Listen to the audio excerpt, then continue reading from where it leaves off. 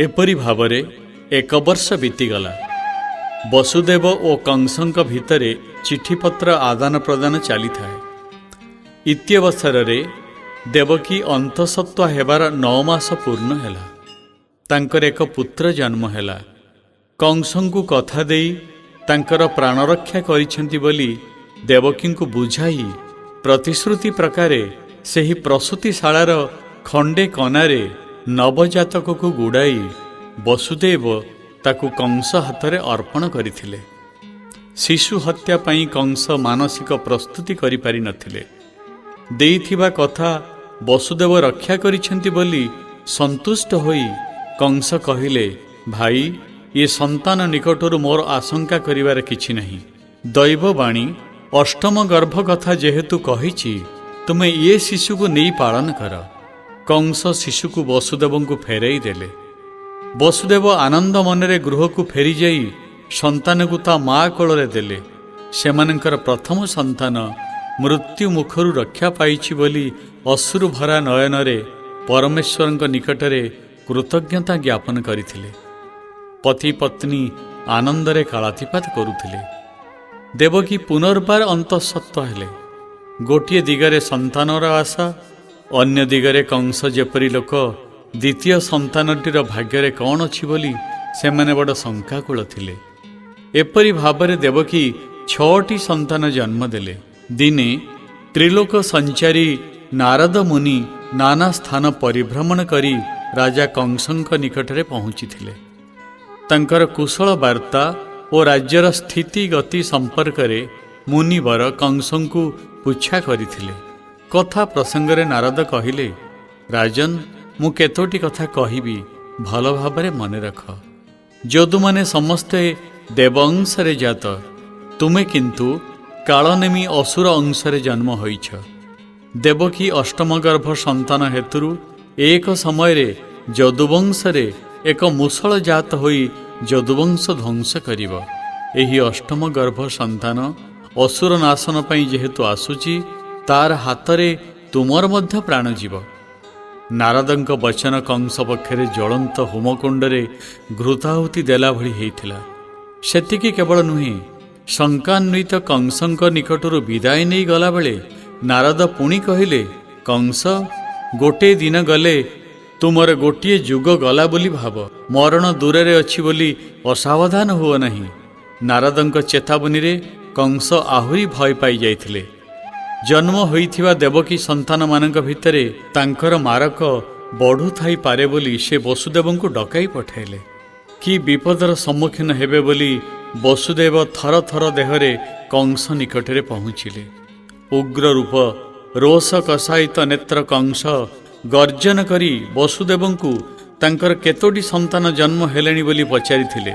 वसुदेवंकर कहिले मले न कहिले मले अवस्था। कहिबा पई मुहरु कथा बाहरु न थाए। कहिले संतान मानकर काले विपद घटिबो बोली भय, किंतु न कहिले न चले। तांकर 6टी संतान जन्म नेलेनी बोली कौनसी मते तांकर अठालिया पाटिरु बाहरी गला। परदिन सकाळे सेही 6टी पिलांकु तांक सम्मुखरे हाजर करिया पई कंस आदेश देइथिले। वसुदेवंक अवस्था थिला बड़ शोचनीय। कथा जेतेबेले देइछंती पिलामानंकु कंस हातरे न देई बाट नाही। देवा अर्थ साक्षात मरण हातरे समर्पण करिबा। तांकर पितृ हृदय फाटी जाउथिला। कंस आदेश कथा वसुदेवंक मुहरु शुणी देवकी 6टी जाक पिलांकु कोଳରେ धरी जेपरी आकुल हेइथिले ताहा कथारे कही हेब नाही। केवल नुहे, कल्पना भी करी हेब नाही। जनकर प्राण पई 6 जन निरपराध शिशु को हत्या करिबा महापातक बोली महाराज तुमे भावी पार, किंतु भगवत लीला अर्थ करिबा बड़ कष्ट। आपद दृष्टि रे कंस 6टी निरीह शिशु हत्या कले बोली भाविबारे भूल नहीं, किंतु तार अंतरार्थ देखिले मृत्यु द्वारा सेमानंकर साप ओ पाप काटिबा फलरे सेमाने हुए तो अधिकतर उन्नत जन्म पाइथिबे। कहार पूर्व जन्मर रहस्य कौन, आगामी जन्मर पवित्रता कौन न जानी केवल वर्तमान को देखी लोके भालेणी रे पड़ी थांती। लोकेश किंतु सेपरी नुहंती। से त्रिकाल त्रिलोक ଓ ତ୍ରିଗୁଣ ବିଚାରକୁ ନେଇ ଅନୁଗ୍ରହ କରିଥାନ୍ତି। ରାଜନ୍, ମାଧବଙ୍କ ଅନୁକମ୍ପା ସଙ୍ଗେ ମାନବର ଦୟାର୍ଦ୍ର ଭାବନା କସ୍ମିନ୍ କାଳେ ତୁଳନୀୟ ନୁହେଁ। ଆମର ଭଲମନ୍ଦ ଆମ ଅପେକ୍ଷା ସେ ଅଧିକରେ ଜାଣନ୍ତି। ତେଣୁ ସବୁକିଛି ଭଗବତ ଇଚ୍ଛା ମନେକରି ନିଶ୍ଚିନ୍ତ ଭାବରେ ଦୈବାରାଧନା କରିବା ହିଁ ଶ୍ରେୟସ୍କର। ମହାରାଜ, ପରଦିନ ସୂର୍ଯ୍ୟୋଦୟ କାଳରେ ନିତାନ୍ତ ଅନିଚ୍ଛା ସତ୍ତ୍ୱେ ପିଲାମାନଙ୍କୁ ପ୍ରତ୍ୟେକର ପରିଚାରକ ସହିତରେ ନେଇ ବସୁଦେବ ରାଜା କଂସଙ୍କୁ ସମର୍ପଣ କରିଥିଲେ। ଜଣ ଜଣ କରି କଂସଙ୍କ ଉଦ୍ଗ୍ରୀବ ହସ୍ତକୁ ବଢ଼େଇଲା ବେଳେ ତାଙ୍କର ଆଖି ବୁଜି ହୋଇଯାଉଥିଲା। ସେ ଲୁହରେ ଭାସି ଯାଉଥିଲେ।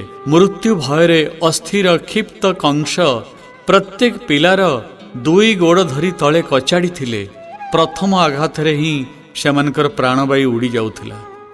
ଅସହାୟ ବସୁଦେବ ନିଜ ଭାଗ୍ୟକୁ ନିନ୍ଦି କେଉଁ ପାପର ସେ ଫଳ ବୋଲି ବୁଝି ନପାରି କାନ୍ଦି କାନ୍ଦି ନିଜ ଘରକୁ ଫେରିଥିଲେ। ପୁତ୍ର ଶୋକରେ ଦେବକୀ ବସୁଦେବଙ୍କ ତନୁ ଦିନକୁ ଦିନ କ୍ଷୀଣରୁ କ୍ଷୀଣତର ହେଉଥିଲା। ନିଜ ଜୀବନ ସେମାନଙ୍କ ପକ୍ଷରେ ଭାର ହୋଇ ପଡ଼ିଥିଲା। ଆୟୁ ଥିବା ପର୍ଯ୍ୟନ୍ତ ଜୀବିତ ନ ରହି ଉପାୟ ନାହିଁ, ତାହା ଦୈବେଚ୍ଛା ବୋଲି ମନକୁ ସାନ୍ତ୍ୱନା ଦେଇ ଦେବକୀ ବସୁଦେବ ବଞ୍ଚିଥିଲେ ମଧ୍ୟ ମରିଯାଇଥିଲେ। ନିରନ୍ତର ଅଶ୍ରୁପାତ ହିଁ ଥିଲା ସେମାନଙ୍କର ଜୀବନର ଚିହ୍ନ। ଦେବକୀ ପୁନର୍ବାର ସପ୍ତମ ଥର ପାଇଁ ଗର୍ଭବତୀ ହେଲେ। ସେ ବଡ଼ ବିଚିତ୍ର କଥା। ସପ୍ତମ ମାସରେ ଦେବକୀ ଗର୍ଭର ପିଣ୍ଡ ଅନ୍ତର୍ହିତ ହୋଇଗଲା। କଂସକୁ କ'ଣ ବୋଲି କହିବେ ବସୁଦେବ ଭାବି ପାରୁନଥିଲେ। କୌଣସି ପ୍ରକାରେ ସେହି ବାର୍ତ୍ତା କଂସ ପାଖରେ ପହଞ୍ଚିଲା। ଦେବକୀ ବସୁଦେବ କୌଣସି କପଟାଚରଣ ହୁଏତ କରିଛନ୍ତି ବୋଲି ଅନୁମାନ କରି ସେ ଦିନରୁ ସେ ଦୁଇ ଜଣଙ୍କୁ ସଦା ସତର୍କ ପ୍ରହରୀଙ୍କ ଦ୍ୱାରା ରକ୍ଷିତ କାରାଗାରରେ ସେ ଆବଦ୍ଧ କଲେ। ସନ୍ତାନ ଶୋକରେ ସନ୍ତାପିତ ପତିପତ୍ନୀଙ୍କ ପକ୍ଷରେ କାରାବାସ ଥିଲା ଅତ୍ୟନ୍ତ ଯନ୍ତ୍ରଣାଦାୟକ। କାରାଗାରରେ ଦେବକୀ ବସୁଦେବ ପାଗଳ ପ୍ରାୟ ରହିଥାନ୍ତି।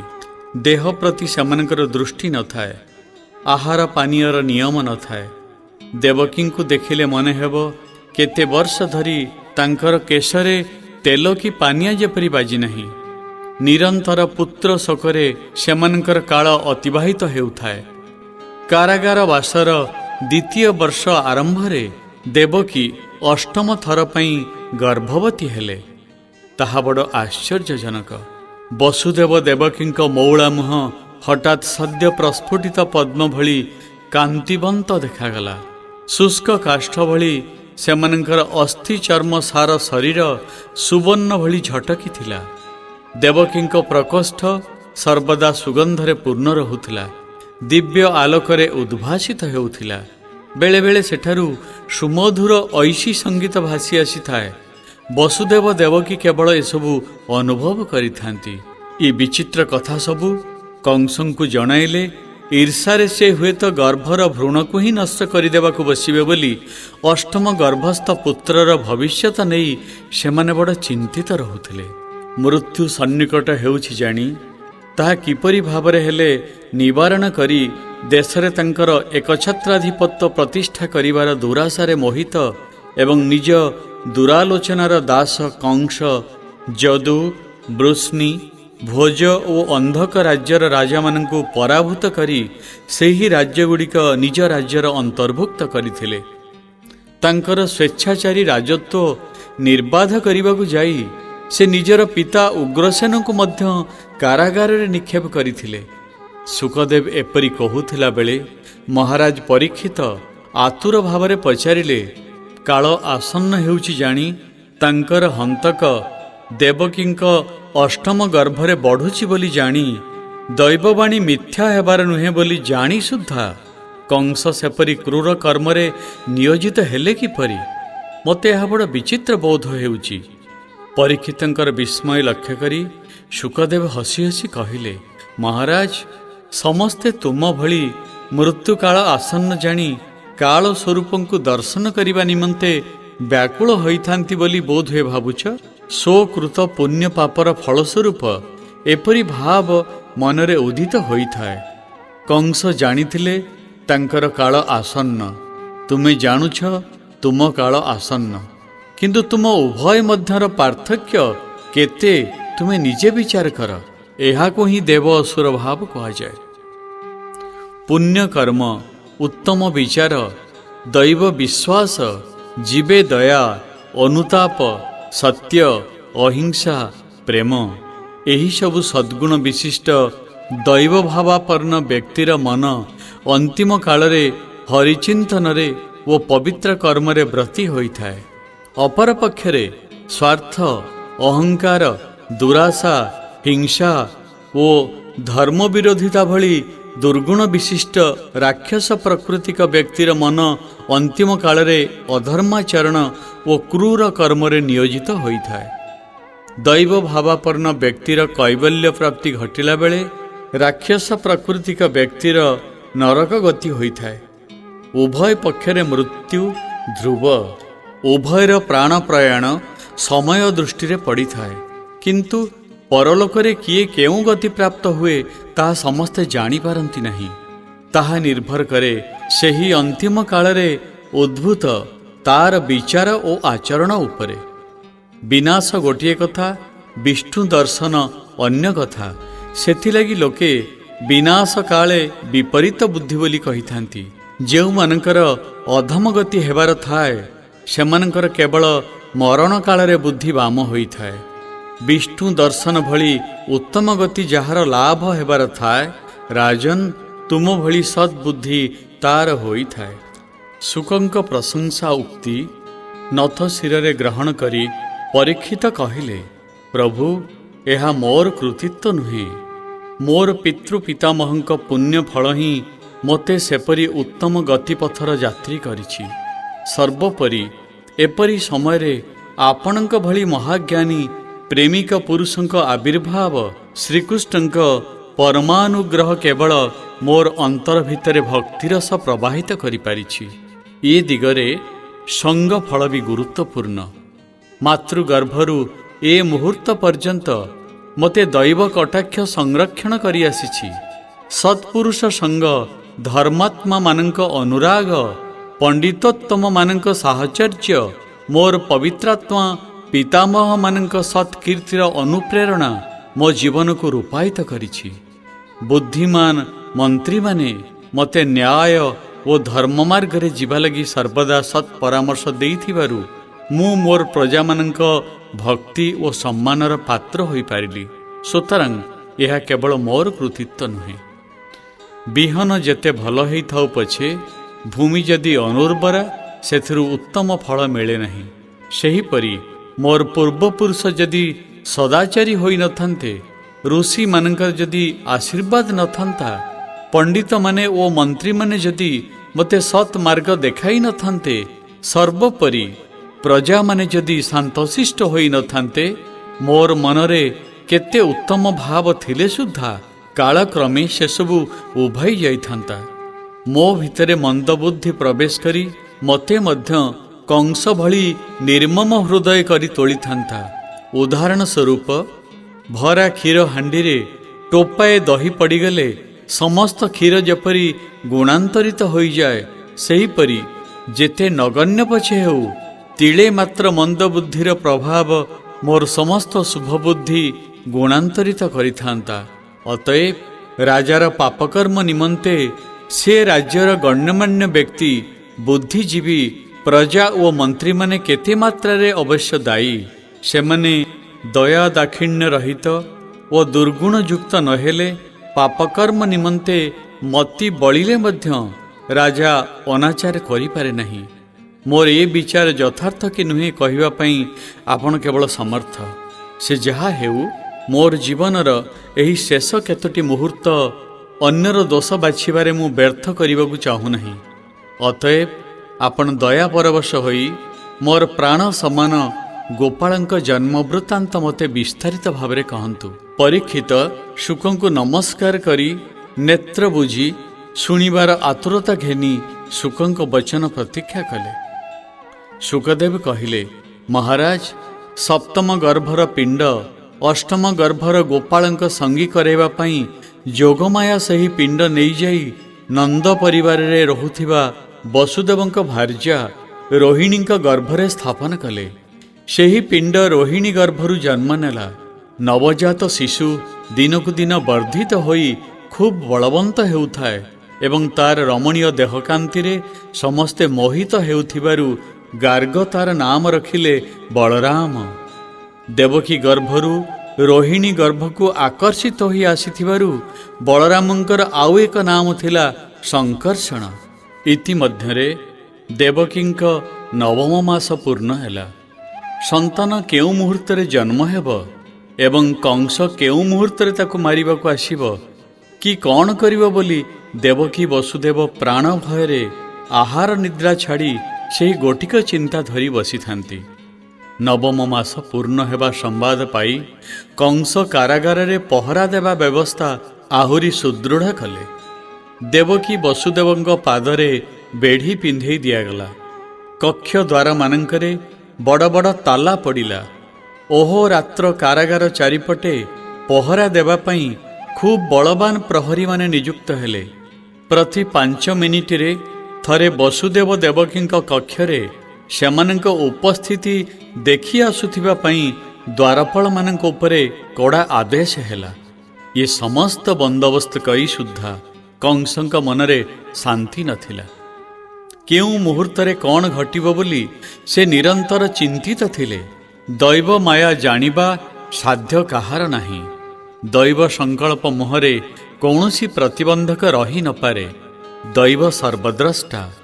ଯେଉଁମାନଙ୍କର ଈଶ୍ୱର ବିଶ୍ୱାସ ନାହିଁ, ଯେଉଁମାନେ ଈଶ୍ୱର ଶକ୍ତି ଉପରେ ନିର୍ଭରଶୀଳ ନୁହନ୍ତି, ସେପରି ମୂର୍ଖମାନେ କେବଳ ନିଜକୁ ନିଜେ ରକ୍ଷା କରୁଛନ୍ତି ଏବଂ ନିଜ ଉଦ୍ୟମ ବଳରେ ସଫଳ ହେଉଛନ୍ତି ବୋଲି ଭାବିଥାନ୍ତି। କିନ୍ତୁ ଈଶ୍ୱର ଇଚ୍ଛା ବିନା ଗଛର ପତ୍ର ବି ହଲିପାରେ ନାହିଁ। ତେବେ ଦୈବ ସଂକଳ୍ପ ଅନୁସାରେ ସବୁକିଛି ଘଟିଥାଏ ବୋଲି ନିଜେ ନିଶ୍ଚେଷ୍ଟ ରହିବା ଠିକ୍ ନୁହେଁ। ସେ ଦିଗରେ ନିଜ ପୁରୁଷାର୍ଥ ବି କେତେ ପରିମାଣରେ ଆବଶ୍ୟକ ହୋଇଥାଏ। ନିଜର ଶକ୍ତି ସାମର୍ଥ୍ୟ ପ୍ରୟୋଗ କରି ଦୈବ ଉପରେ ଭାର ଦେଇ କାର୍ଯ୍ୟସିଦ୍ଧି ନିମନ୍ତେ କୃତସଂକଳ୍ପ ହେବା ଦରକାର। କିନ୍ତୁ ଏକଥା ସତ୍ୟ ଯେ ଦୈବାନୁଗ୍ରହ ବିନା ସମସ୍ତ ପ୍ରଚେଷ୍ଟା ବିଫଳ ହୋଇଥାଏ।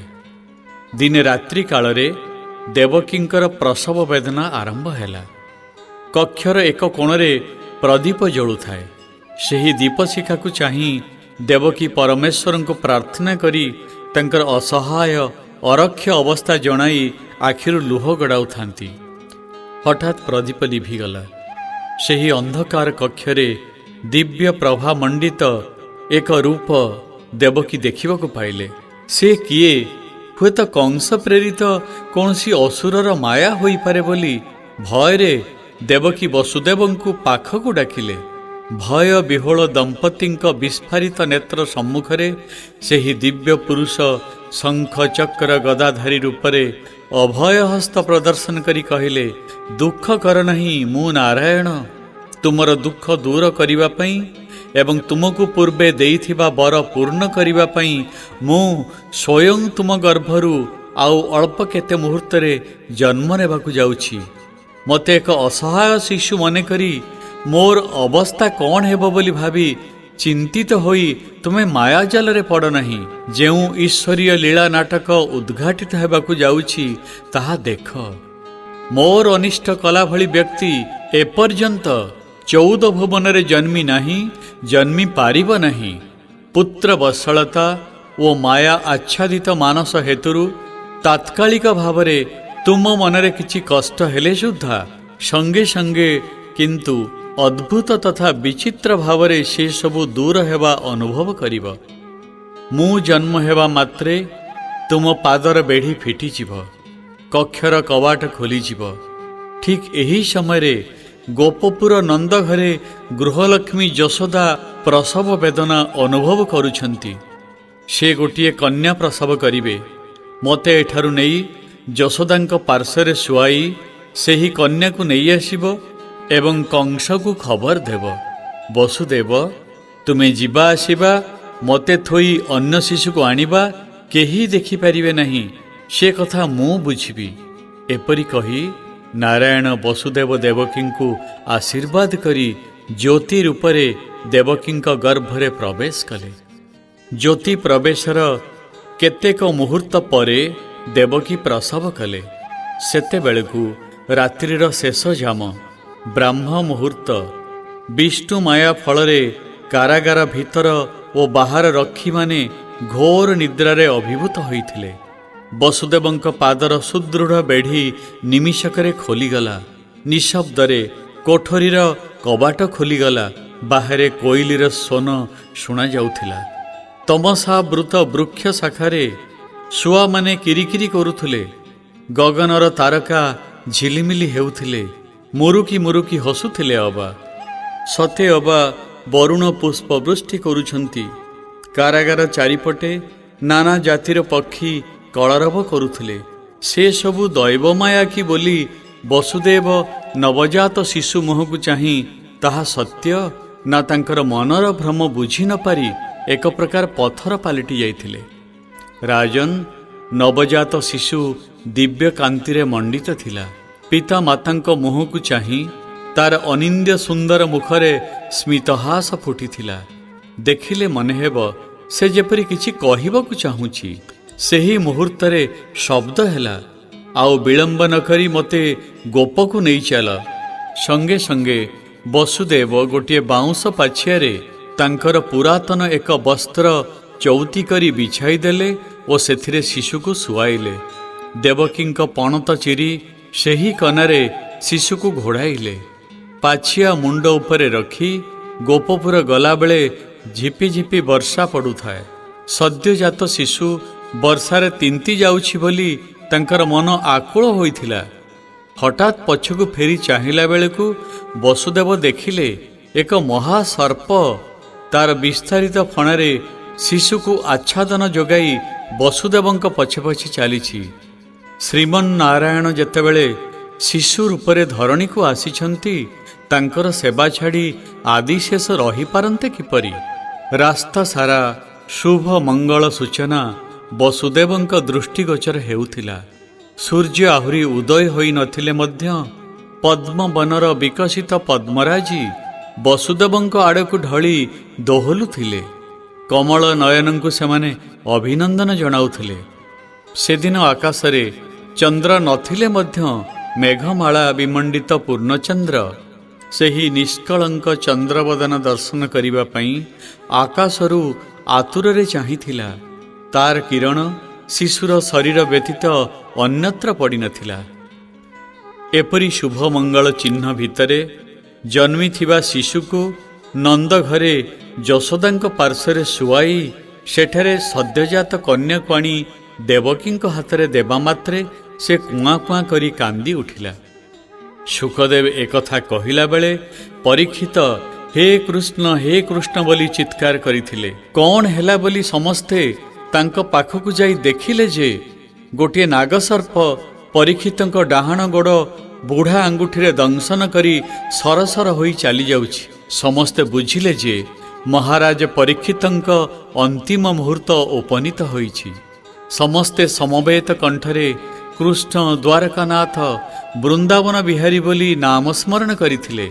ମୁଖରେ କୃଷ୍ଣ ନାମ ଧରି ମହାରାଜା ପରୀକ୍ଷିତ ପୂତ ସଲିଳା ଗଙ୍ଗା ତୀରରେ ଇହଲୀଳା ସମ୍ବରଣ କଲେ। ପଣ୍ଡିତମାନେ ବେଦପାଠ କଲେ, ଭକ୍ତମାନେ ଭଜନ କଲେ, ଋଷି ମୁନିମାନେ ଜପଧ୍ୟାନରେ ରତ ହେଲେ। ଆନନ୍ଦାଶ୍ରୁ ବିଧୌତ ଶୁକଦେବ ମହାରାଜ ପରୀକ୍ଷିତ ଗୋପାଳଙ୍କ ପାଦପଦ୍ମରେ ଲୀନ ହୋଇଛନ୍ତି ବୋଲି ସମବେତ ସମସ୍ତଙ୍କୁ ଜଣାଇ ବିହିତ ସଂସ୍କାର କର୍ମାଦି ସମାପନ କରିବା ନିମନ୍ତେ ନିର୍ଦ୍ଦେଶ ଦେଲେ। ଶୁକଦେବ ସେହି ସ୍ଥାନ ତ୍ୟାଗ କରିଯିବା କାହା ଦୃଷ୍ଟିରେ ପଡ଼ିନଥିଲା। ବେଦବୃକ୍ଷରୁ ଭାଗବତ ଫଳ ତୋଳି ଲୋକଙ୍କୁ ଦାନ କରିଥିବା ଶୁକପକ୍ଷୀ ମହର୍ଷି ଶୁକଦେବ। ସବୁ ଲୋକ ପାଇଁ ତାଙ୍କର ବାର୍ତ୍ତା ହେଉଛି ଏହି ଫଳ ସେବନ କରି ଜୀର୍ଣ୍ଣ କରି ଆତ୍ମାନନ୍ଦ ଅନୁଭବ କର, ସେହି ନନ୍ଦନନ୍ଦନଙ୍କୁ ଲାଭ କର। गिरिधर गोपाला हे गिरिधर गोपाला हे गिरिधर गोपाला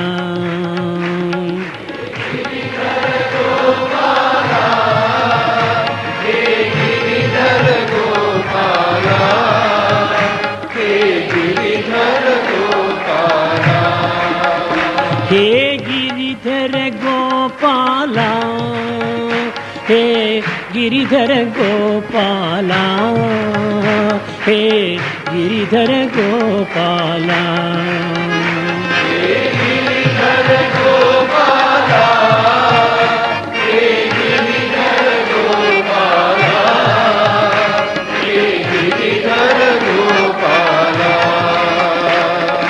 माधव मुरहर मधुर मनोहर गिरिधर गोपाला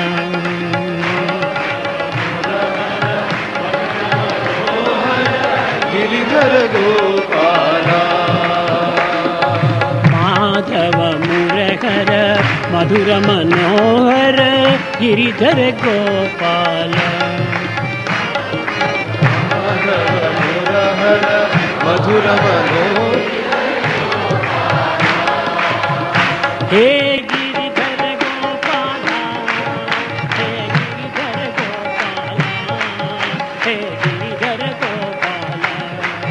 हे गिरिधर गोपाला हे गिरिधर गोपाला हे गिरिधर गोपाला हे गिरिधर गोपाला हे गिरिधर गोपाला हे गिरिधर गोपाला हे गिरिधर गोपाला हे गिरिधर गोपाला हे गिरिधर गोपाला हे गिरिधर गोपाला माधव मुरहर मधुर मनोहर गिरिधर गोपाला